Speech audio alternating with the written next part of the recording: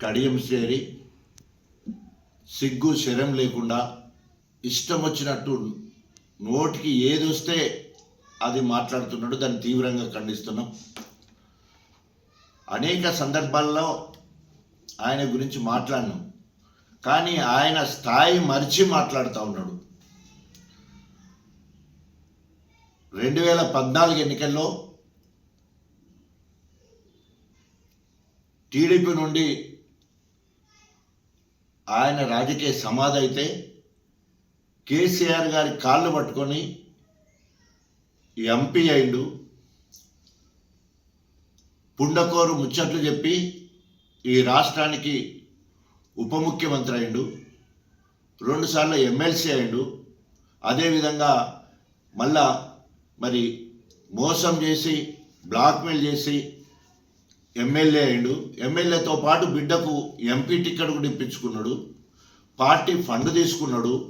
దాదాపు 10 సంవత్సరాలు కేసీఆర్ గారి పాలనలో ఆర్థికంగా రాజకీయంగా ఆయన ఎక్కడికో ఎదిగిండు. 10 సంవత్సరాల్లో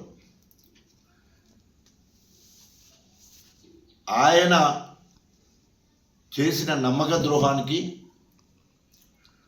అసలు క్షమించే పరిస్థితి లేదు. దొంగే దొంగ దొంగ అన్నట్టు అక్కడ అన్ని రకాలుగా పదవులు అనుభవించి అన్ని రకాలుగా ఆర్థిక లావాదేవీలు పొంది ఈరోజు తగుదునమ్మని చెప్పేసి మాట్లాడుతూ ఉన్నాడు. ఈరోజు అంబేద్కర్ గారి ఆలోచన చిన్న రాష్ట్రాలు అభివృద్ధికి సోపానాలు, చిన్న జిల్లాలు, చిన్న రెవెన్యూలు, చిన్న మండలాలు, అదేవిధంగా హ్యాబిటేషన్ అన్నీ కూడా గ్రామ పంచాయతీలు చేసి ప్రజల యొద్దకు పాలన ఉండేటట్టు ప్రభుత్వంలో అనేక మంది ప్రజాప్రతినిధులుగా ఎదగడానికి ఈరోజు అనేక రకాలుగా ఆలోచన చేసి తెలంగాణ రాష్ట్రం ఏర్పడడానికి కేసీఆర్ గారు సావు నోట్లో తలబెట్టి సాధించిండు. అది అంబేద్కర్ గారి ఆలోచన విధానంలో భాగంగా ఆర్టికల్ 3 ప్రకారం 33 జిల్లాలు ఏర్పాటు చేస్తే నిన్న మాట్లాడుతాడు సిగ్గు శరం లేకుండా. నేను అప్పుడే జిల్లాలు వరంగల్ అవిభక్త వరంగల్ జిల్లాలో 6 జిల్లాలు వద్దని చెప్తే నా మాట వినలేదంటున్నాడు.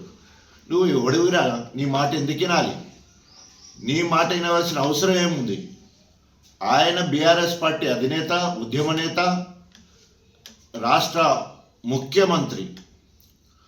అనేక అర్జీలతోటి అనేక మంది విన్నపాలతోటి కొత్త జిల్లాలు ఏర్పాటు చేశారు. కొత్త జిల్లాలు ఏర్పాటు చేస్తే ప్రతి జిల్లాలో జిల్లా కార్యాలయం, ప్రతి జిల్లాలో ఒక మెడికల్ కళాశాల, 300 నుండి 500 బెడ్డెడ్ హాస్పిటల్, మంచాలతోటి ఆసుపత్రి, అనేక మౌలిక సదుపాయాలు, అనేక రకాలుగా ప్రభుత్వ కార్యాలయాలు ఏర్పడ్డాయి. ఆ రకంగా కొత్త జిల్లాలు ఏర్పడడం వల్ల వరంగల్ ప్రతిష్ట ఎక్కడ దెబ్బతినలే. వరంగల్ అనేది తప్పకుండా అది ఒక సెంటిమెంట్. మనం ఎక్కడ పోయినా కూడా అవిభక్త వరంగల్ జిల్లా అంటాం. తెలంగాణ రాకముందు అవిభక్త ఆంధ్రప్రదేశ్ అంటాం. అదేవిధంగా అవిభక్త వరంగల్ అంటాం. దాంట్లో తప్పేమి లేదు. అట్లాగే ఇవాళ జనగామ జిల్లా వచ్చిన తర్వాత అనేక రకాలుగా అభివృద్ధి జరిగింది. జనగామ జిల్లా వ్యవసాయంలో నెంబర్ 1 అయింది. అదేవిధంగా ఎడ్యుకేషన్లో నెంబర్ 1 అయింది. రవాణాలో నెంబర్ 1 అయింది. ఇట్లా కంపారిజన్తో ఒక్కొక్క కాంపిటేటివ్ స్పిరిట్ తోటి జిల్లాల మధ్యలో పోటీపడి పనిచేసే పరిస్థితి కనబడితే నేను ఎవడు అడిగిండు కొత్త జిల్లాలు కావాలా వద్దని? నేను అడిగినోడెవడు? దాని గురించి మాట్లాడవలసిన అవసరం వచ్చింది నీకు. సో నీ బుద్ధి ఏందో తేలిపోయింది. ఏదో రకంగా రేవంత్ రెడ్డిని మెచ్చుకోవాలి, కేసీఆర్ గారిని కించపరచాలి.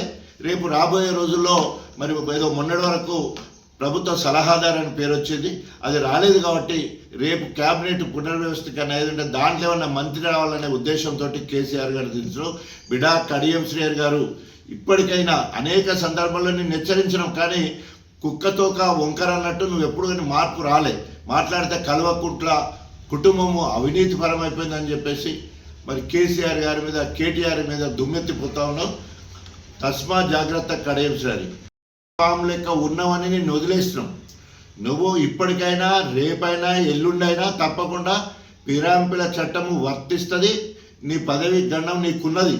నీ రాహుల్ గాంధీ రాజ్యాంగాన్ని సంకల పెట్టుకొని తిరుగుతున్నాడు. ఫిరాయింపులను ఎట్టి పరిస్థితుల్లో ప్రోత్సహించమని చెప్పేసి. అదేవిధంగా మీ రేవంత్ రెడ్డి అన్నాడు, పిచ్చి కుక్కను కొట్టినట్టు రాళ్లతో కొట్టి చంపండి పార్టీ మారితే అని చెప్పిండు. నువ్వు పార్టీ మారినవు. ఇవాళ నిస్సిగ్గుగా నేను పార్టీ మారలేదు, నేను బీఆర్ఎస్ పార్టీ అంటున్నావు, బీఆర్ఎస్ పార్టీలో ఉన్నా అంటున్నావు. మరి బీఆర్ఎస్ పార్టీలో ఉంటే బీఆర్ఎస్ తెలంగాణ కండువ కప్పుకొని మొత్తం గణపురం నియోజకవర్గంలో తిరగాలి. ఏదో అంటారు కదా, తినేది ఒక్కరిది తర్వాత కాపురం చేసేది ఇంకోటి లెక్క ఉన్నది. ఇక్కడ నీ పరిస్థితి ఎన్నిసార్లు మాట్లాడినా నీ బుద్ధి మాత్రం మార్చలేదు. నువ్వు ఏదో ప్రజాపాలన ప్రగతి ప్రణాళికలు 2.5 సంవత్సరాలు అయిపోతే ఇప్పుడు ప్రణాళికలు తయారు చేసుకుంటావు. మరి తిరుగుతున్నావు మండలంలో.